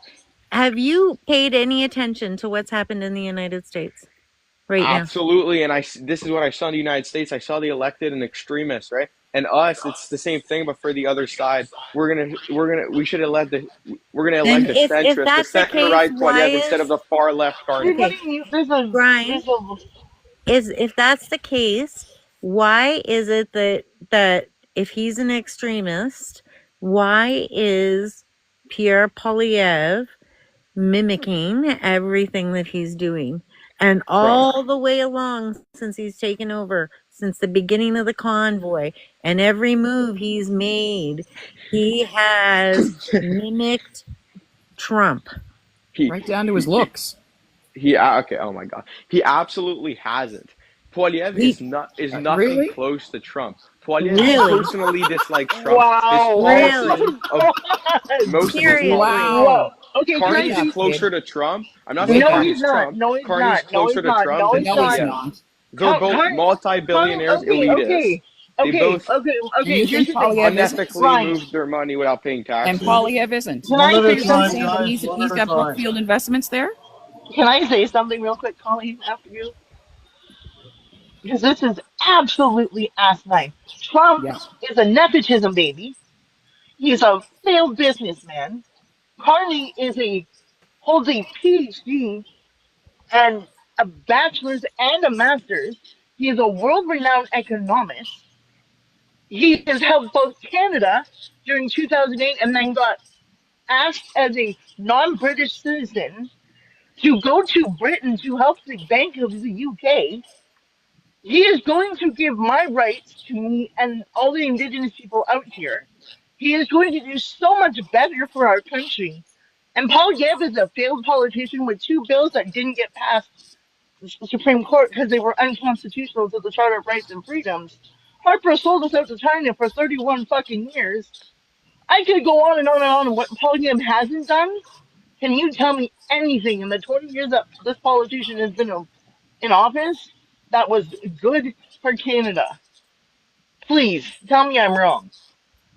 No, Poiliev has actually greatly helped in the Harper administration pass a bunch of Okay, pass a bunch of bills. take him away from Harper. What on his own has he done that's Well, good for this country? you can't do something on your own when you're an MP. You need help. You can't just decide, oh, I'm just gonna pass Okay, something. so when he Oh, was asked to help children so that they could have school lunch programs, he denied that. And when and they were asked to have a dental program, he denied that. And the medical program for everybody, and he denied that. So how is that helping anybody? Yeah, well, I was against dental care anyways, but Why? he's not what? taking it Do away. you know how many cancers I'm get like, picked up? I'm serious because you have no idea. Oral cancer is very prevalent even amongst people who do not smoke or take anything. And those things are detected very easily when you go to a dentist. So if you had a dentist that you could go to, they'd be able to help that. yeah, many jobs can give you insurance to get No, they dental Not don't. everybody without. has that ability. No. Well, So working at the airport gives you okay, dental Oh, care. okay. but not everybody makes $27 working at the airport, right? Because there's still people who only make the minimum wage. And minimum wage does not barely cover your bloody rent. How the hell do you think that even with someone who has got benefits, they still have to turn around and pay out something? So if the Yeah. dental benefit was there, they would be able to not worry about, I got this filling that needs to be done, but hey, I can't afford it because I don't have the extra bit of money. Do you know that I'm also in the disabled community, so that works against me too. I'm indigenous, Exactly. I'm disabled, and I have a fucking fully functioning uterus. That works against me if Polyev gets in. I am not going to be able to make it under Polyev. Ever. If anything is disinformation, this is fear mongering and No, disinformation. it's not. It's Sir, my you're the one who's livelihood. fear I mongering here. got it. Actually, I can't even call you sir because you're not old enough. Listen, kid, you have no idea because everything that is going against, you can say whatever you want, but so far you've proven that you don't know what you're talking about. Name me one Carney policy you like. The simple fact that there's no carbon tax or the carbon tax is set to zero at this point in time, I'm pretty sure everybody's pretty happy about that one, Yeah. Great, considering that was great. the He point. passed this because of Poiliev. Because of Poiliev's No, actually, he yeah. never. Oh He my was God. against the carbon tax to begin with. Yes, Poiliev was against the carbon tax. No, Carney was against it. No, Carney said the Actually, he reason. No, was. that's false. Carney precisely No, said the reason he's taking away the carbon tax is because it's too divisive. It's not uh, because he didn't believe in it. It's because it's too divisive. You and it's do not realize that working. in order to do any trading in the EU, that we need to have a carbon tax, right? Exactly. Yeah. You do realize that the indigenous people have more say on this land than you do, right? Have Right? more what? Sorry, Indigenous people have more say in this land than anybody. You do know that, right? I disagree with that. But what I do agree is that we should help out more indigenous people, and Okay, an easy, tell me an how e- you disagree that the indigenous people don't have more say on this land than non-indigenous people. well, why would they have more say than other people? I'm not saying they should Because have under less say. I'm saying they should have the same say. because under Section 35, whose land was this in the first place? I'm sorry. Under Yeah, Section I 35, truly under do not. Section I like 35, it doesn't matter. it Like it does does. matter. Actually, It it does does I'm matter. not. matter. Yes, I it know does. I'm not responsible for what my It, ancestors it did does 200 No, actually. years you're ago. not, and you're not, I and was yeah, born that's in what this. I'm.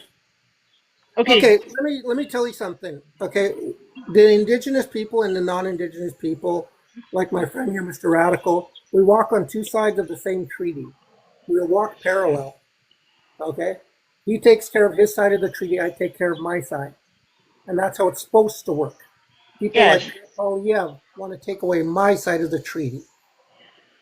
we are on native land. That is my land. It is our land. We have to share it with the other people.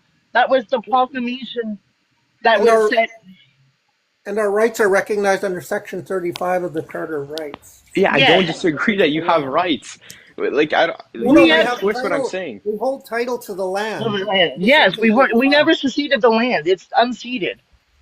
This is how we improve lives for the indigenous people and everyone. You cut immigration from 500,000 to Oh my God! No, 250,000 so no. you can help Wow. so we can help out our own indigenous Wow. nations, our You own know, people. Charles, you can are I ask you? so. Oh You're my God. 18. How many siblings do you have? One, One. Right. How many bedrooms do you have in your home? Depends which home.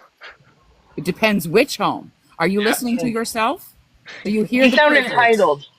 You are very entitled. You asked me a question, I answered it. You answered yes, you did, Can but you we? are also extremely entitled. And I have to tell you, I don't really think that you understand. I think that you do need to do a lot of reading And a lot of searching between within. now and Monday Yeah. because you I, really don't know what you're talking about. And I implore you to read the 10 Years of Harper Government. It explains how he really felt about us. Yeah, That if you look, apology that.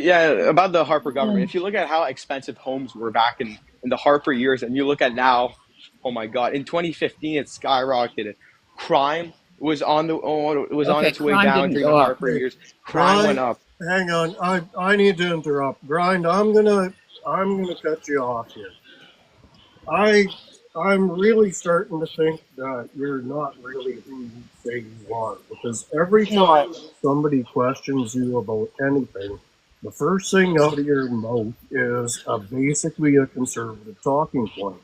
You have indigenous people here telling you that this is the way that it is, and your answer to that is basically, yeah, but.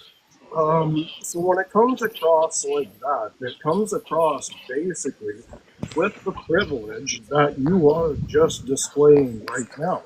You have people telling you that they have lived this experience, that this is what it was actually like, and you return with conservative talking points, and usually with something that has fuck all to do with what we're actually discussing. And So go ahead and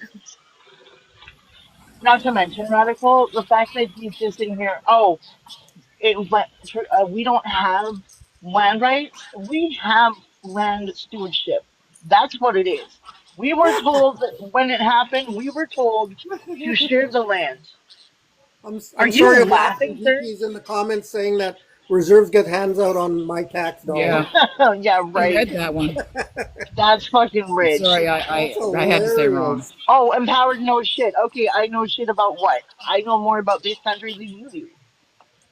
I'm pretty sure that the indigenous person is gonna know more. So really, please sit down. You And don't know I'm what you're talking and about. I'm listening. I'm learning from real native and all the indigenous people that know a little bit more than I do. I don't speak for all indigenous people though. I speak for one indigenous person, and that's myself. yeah. You're gonna sit here and tell me I know shit about my culture? That's because my culture, thanks to the non-indigenous people in this country, took it away from me. hmm Uh, well, I'm strongly against that. I was strongly against these residential schools. But here's the thing: you're saying But it's like you're yeah, acting as if Poiliev would bring these things back. he That's just will. no. He Oh my, will. He where? You know doesn't what give a fuck. John A. McDonald did? He was the worst. He was the one who instituted residential schools. Exactly. And the fact that And Polyev that's sits there the, and praises him is rather disgusting. John, exactly. are you? Are we talking about John A. McDonald? Hang Yes. on, Grind. I have to hang on, Grind. I want to put some perspective on this. Uh, do you believe that what Trump is doing right now, kidnapping people off of the street, sending them to a Central American gulag, stomping on people's rights, telling the court that they have no place, do you believe these things are okay? I'm not a Trump supporter. I stated when I came here I'm not Maple MAGA, but on Okay, this on hang this on, wait hang on. on this specific point of Trump, I agree with some of the deportations he's doing. As the concept of if you come into a country illegally, you should get deported. The way he's been doing it, I disagree with. Okay. Now, there's a follow up to this. So, did you believe that these things would happen before he was actually elected to office? Yes, that's why I would have not voted for him if I was American. Okay. But the conservatives here in Canada are spewing the exact same rhetoric. They all belong to the IDU. They all talk. They all help each other to get right wing governments installed. Their examples for good governments are Modi in India, Erdogan in Turkey. That's their examples of good government. All of these people work together, and the conservatives and Pierre Poilievre are all part of that group. They work with the Republicans down in the South. So why would, once Pierre got into power, why would they do anything other than what every single IDU member has done when they get into power? Well, what Trump's been doing is doing these things to illegal migrants, not natives. So we were pushing this idea on natives. Yo! Well, yeah, he is. Oh! He also turned around. There was a man who had a permanent residency card, who had a Yeah, job, who has a He also wife, who has deported Yeah, a you some child think I on the agree with Italians. way, that? I said I and didn't he agree with the way he's deported been doing him. it. That's an example. I disagree with Trump. okay, I'm not voting for Trump Grind, here. I'm The voting Grind, point for being is Grind. that he Poiliev. did deport people who were not illegal citizens. Okay, here's the thing, Grind. I implore you to look up Navajo men sent to Guantanamo Bay. That's exactly what Trump did. He sent Navajo men, two Navajo men, by the way, to I am not Guantanamo voting for Bay. Trump. I am I'll, voting for I'll, I'll But Poiliev. say listen They this, to hate each me. other. They hate Listen each to Brendan. me. other. No, they don't. They speak the same way. If you listen to how Polyev and Trump speak, they're the exact same talking points. Not at all. Yes, They may have Yeah, used a similar no, slogan once. That's grind, fine. grind. They're all the no. same slogans. That's all the conservative have is slogans. No, cutting the GST for homes under $1.3 million, cutting the lower income bracket by Okay, 15%, You have no idea when it comes to the taking off actual discounted Bill rate on the GST C-69. thing was a brand new home, right? And the average young person who's trying to buy a home cannot buy one of the brand new homes. So they have to buy one that has been built within the last 10 years. So that GST that you're going to get back is not going to be applied to that home unless it is a brand new build. And in that case, the brand new build costs anywhere between $650 to $800,000. Who in the hell, right. the average person, can afford that? Because your average person cannot afford that at all. Well, that tax cut could help And not me to, personally. So okay, again, but you're thinking about yourself only. You're being very selfish right now. You have so much white privilege right now, it's Hmm. fucking unreal. You're It's making so me unreal. embarrassed, buddy. that Really. wouldn't even be white privilege. That would be Yes, it maybe is. Well, economic no, you have privilege. got a lot of No, privilege shown no. there, and you're You not sure about any facts, okay? but you seem to be Can I trying to tell explain, people you do. Pauline? Can I explain what white privilege is? Please. Okay, can you mute up because there's an echo in my ear? We're talking at the same time. Okay, buddy. The thing is, white privilege is a thing. White privilege is where you're born with an unearned inherent privilege because of the color of your skin. You are talking like you are so privileged. I wish I had the privilege you did, my dude. But unfortunately, I do not have privilege. I have proximity to that privilege. Because if you look at my skin, everyone's going to think I'm white. But I'm not. Unfortunately, my melanin is a little bit lower than it should be. Unless I'm in the sun in the summer, then I look more native than I do white. This is the thing I'm telling you. White privilege and your fragility to own that white privilege is astounding. You are not to be blamed for your ancestors, but you are you are being given a leg up from the you are given privilege at the time you were born, and that privilege allows you to walk in life like I cannot. I cannot walk in this life without knowing if someone's going to attack me or not because of how I present. Okay? You are not to be blamed for your ancestors. That's absolutely right. But you are benefiting from what your ancestors did. That's the thing that people are misconstruing. You benefit from what your ancestors did. You are not to be blamed for what your ancestors did. Completely different thing. But your white Grind, privilege, grind. I gotta ask a question. Where do you get the majority of your information from? Well, I get it from the actual platform policies, the conservative policy platform, the liberal policy platform. I watch the debates. I watch CTV, CTV media, even CBC, Globe and Mail. Or do you think all of those sources are bad? No, I'm simply getting information because, like I said, a lot of the things that you're repeating are simply baseless talking points. Like you said, the 15% cut, but nobody wants to talk about that cut is actually implemented over the next 5 years, and if I remember right, it doesn't even start next year. So, as far as the general use to you as a civilian, it's going to be 2 years before you even notice that it was put into place. Okay, well, at least it's gonna be put into place, and it's gonna help dual income families. And right now, I'm literally speaking for like the lower class than me. Like I'm caring for the others. It's gonna help them greatly. It's gonna save dual income families Wow. 1.8K a year. Wow. And he's going to raise and Polyev is going to Wow. raise the income tax for lower class people that you so look upon or look down upon. No, he's gonna lower it No, for the no, lower no, class. No, he's he's not. not. No, he's not. He's gonna higher the taxes for me as a lower class bracket, which I know you look down upon because you talk like a white privilege. You talk like you got rich privilege too. And Name me the that's a fucking policy. thing. Name me the policy. He said he's gonna up the lower bracket. Name me the policy. Oh my god, it's on the conservative website. Look it up.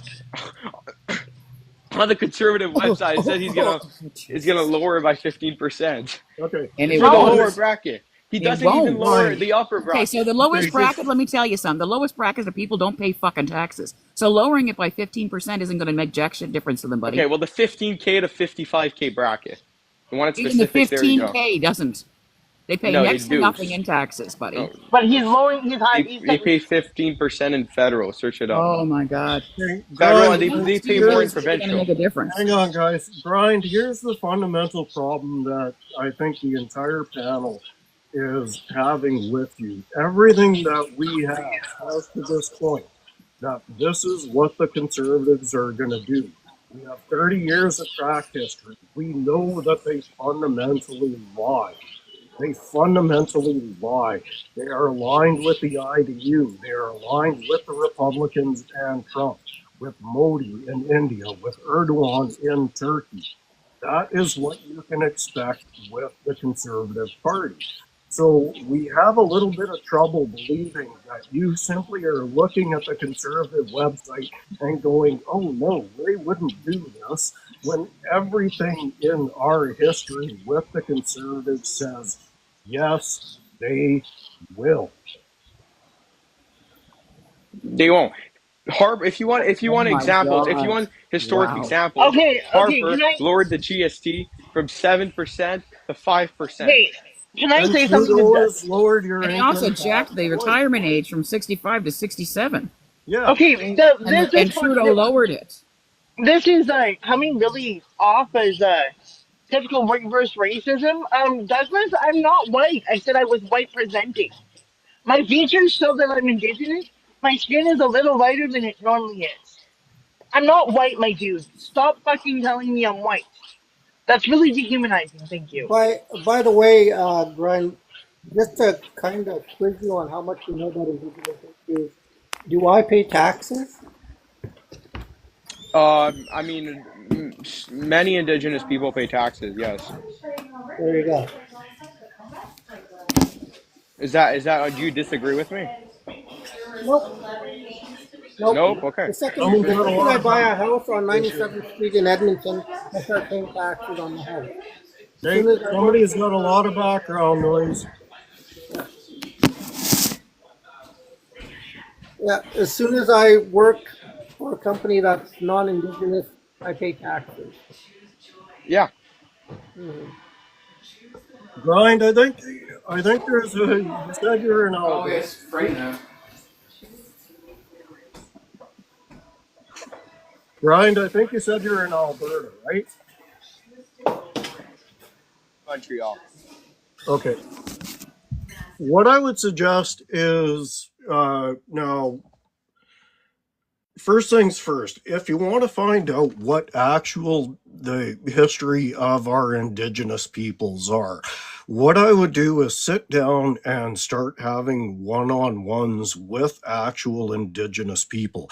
Because here's the thing, everything I've heard you say is essentially what I heard most of my life with the whitewashing of the entire situation with the indigenous population.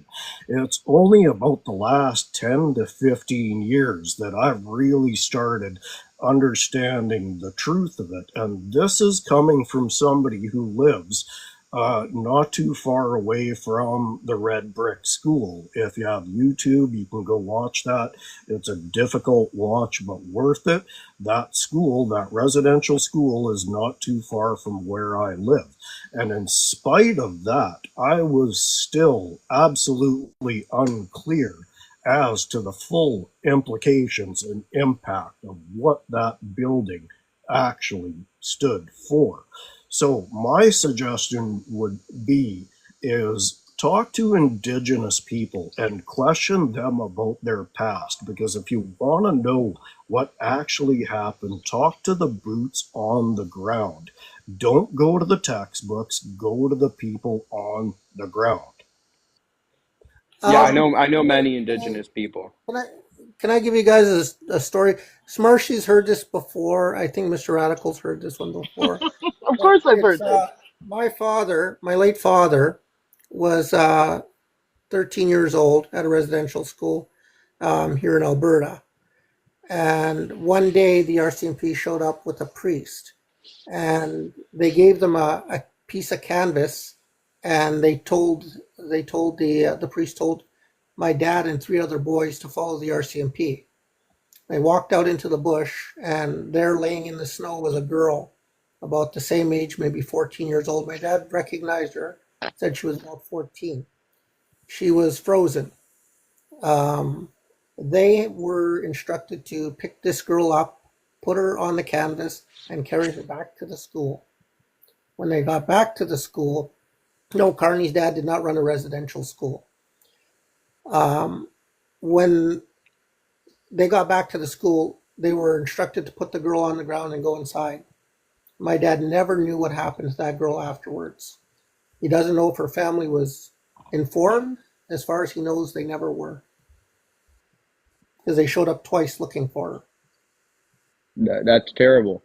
It really Yeah, is. and that's It really that's is. that's you. If you wonder why Indigenous people have such a are wanting their voices heard so often, is because for so many years, so many decades, we have been silenced and we are not been pushed to the side. But with this Bill C-69, finally our voices are going to be heard. We're going to have a say in what happens on our territorial lands and within our cultural lands. With Can our I, people are going to finally have a say. exactly. Can I say And something that's, to the yeah. person in the comments? Yes, checkmate logic. He was raised in that environment. But you know what he come out and say in the one of the things? I am not my father. I love my father, but I'm not doing things the way my father raised me.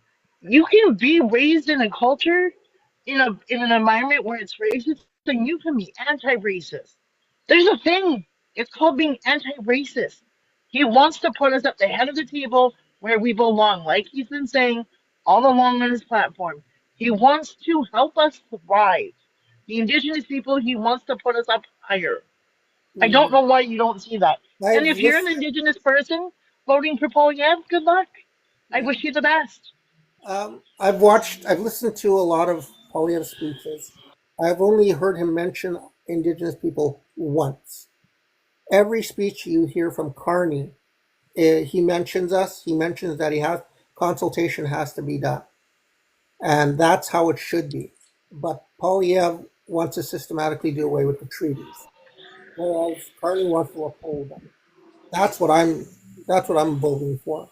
Poilievre went to an indigenous reserve and specifically said that he wanted the indigenous people of Canada to be the richest people in the world.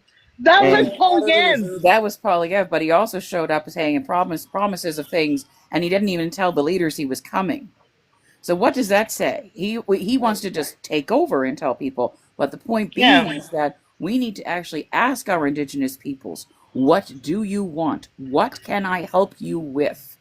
Exactly. Not we And are that's going to what do this or you're going to do that, because I remember very specifically the words of hearing Polyev talk about people who were of an Indigenous background and how they were lazy and needed to learn the value of a day's at work. So yeah. please tell me where you believe, Mr. Grind, that Polyev is really going to do anything for any Indigenous person. It didn't matter if it would be whatever, of the Cree, they could be Mohawk, they could be Mi'kmaq, Hmm.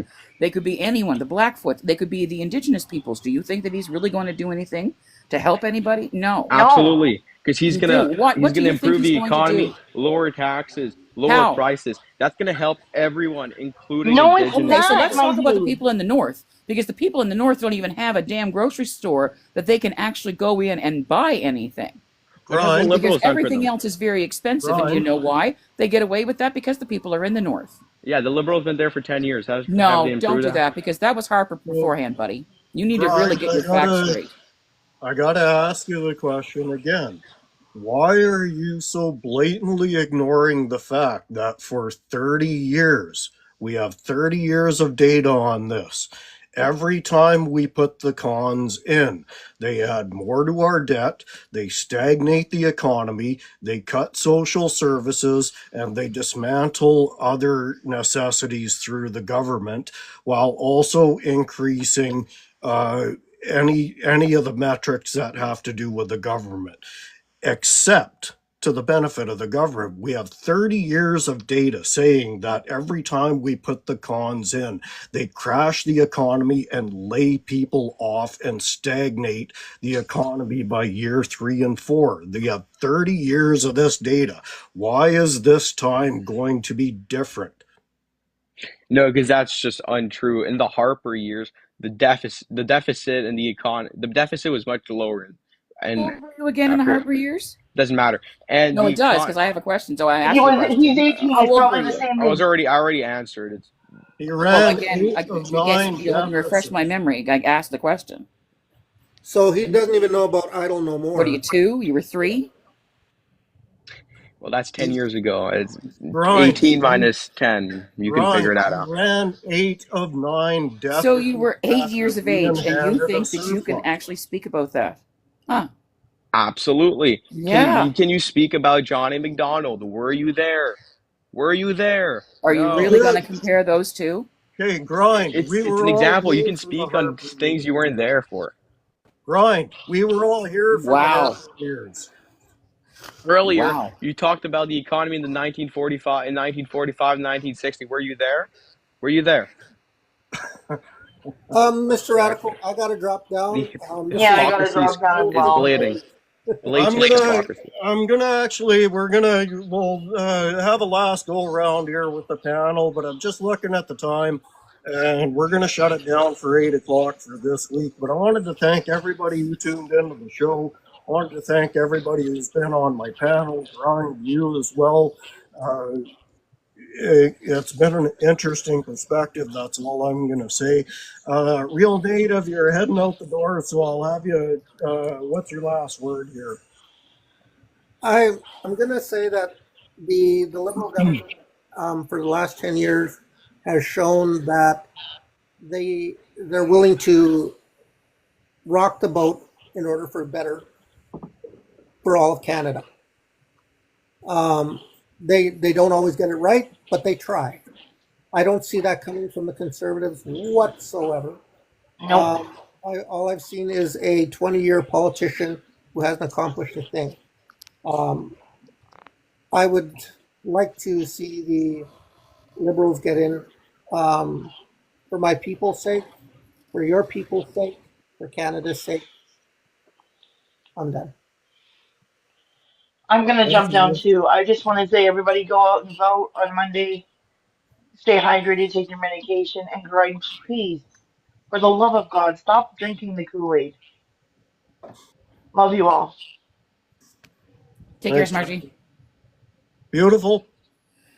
I will just have to simply say this on in my experience, I definitely believe that Grind, you need to read some actual information, and not necessarily coming from the Polyev camp directly, but actually read a history book from the last 25 years so that you'll understand exactly what you are thinking that you believe to be correct information, which didn't do anything for anybody. And I hope really for the best that you have a more informed opinion when you go and cast your ballot for on whomever you decide that you actually are going to go and vote for. Thank you, beautiful. All right, Grind, you get the last word of the day. All right.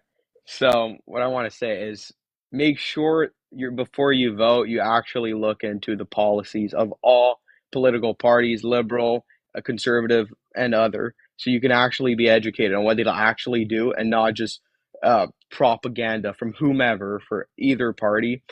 Make sure you go out and vote for whoever that would be, and you guys all have a great day. All right. Thank you very much, Grind. All right. I wanted to thank everybody that was on the show. If you're just joining in, I am your host, Mr. Radical.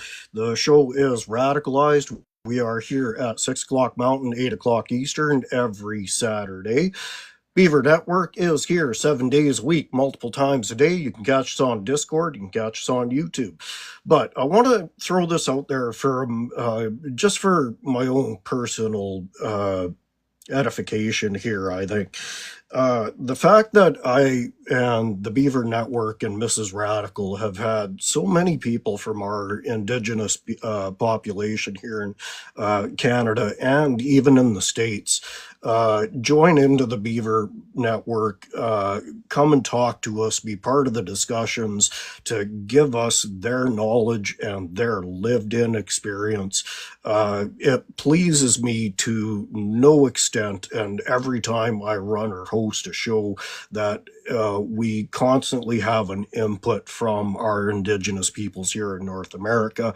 It is something that I personally take a great amount of pride in, and something, as I said, that pleases me to no end, because the further along that I go in my life, the more that I find that so much of my own beliefs and so many of the things that I feel and see around me are things that Indigenous peoples have been telling us about for generations and even millennia. That is my own personal take on things. Thanks for coming to the show. Thank you, everybody, for being part of the discussion. As always, the Beaver Network is by the peoples, for the peoples. We will see you next week. And I wanted to thank our Green Party representative for having a hour-long almost phone conversation with us here about where the Green Party stands here in Kootenay East. So thank you very much, and have yourselves a wonderful week. We'll see you next Saturday.